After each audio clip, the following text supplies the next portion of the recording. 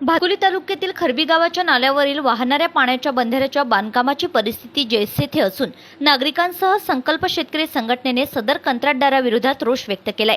गेल्या वर्षापासूनच रखडलेल्या दिवसागणिक पाण्याची पातळी खालवत चालली असून सिंचन विहिरी व पिण्याच्या पाण्याचा पाणीपुरवठा करणाऱ्या नळ योजना ठप्प पडण्याच्या मार्गावर आहेत। या बंधाऱ्यांचं बांधकाम त्वरित सुरू करावं अशी मागणी नागरिकांनी केली आहे। खरबी येथून वाहणाऱ्या नाल्यावरील बंधाऱ्याचं बांधकाम अंदाजे 6 ते 7 महिन्यांपासून रखडल्यानं दिवसागणिक पाण्याची पातळी खालावत चालली आहे।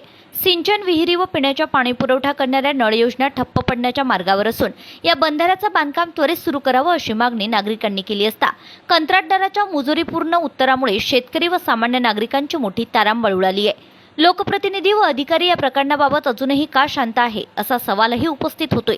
तेथील बांधकामाचा कालावधी पूर्ण झाला असून आणखी पुढच्या 15 दिवसात निर्माण कार्य पूर्ण न झाल्यास कंत्राटदार विरोधात आंदोलन करीत बांधकाम परवाना रद्द करण्यासंबंधीची मागणी प्रशासनाला करणार असल्याचं मनोगत नितीन कदम यांनी यावेळी व्यक्त केलंय। यावेळी खरबी गावातील नागरिक, संकल्प शेतकरी संघटनेचे सदस्य व पदाधिकारी मोठ्या संख्येने उपस्थित होते।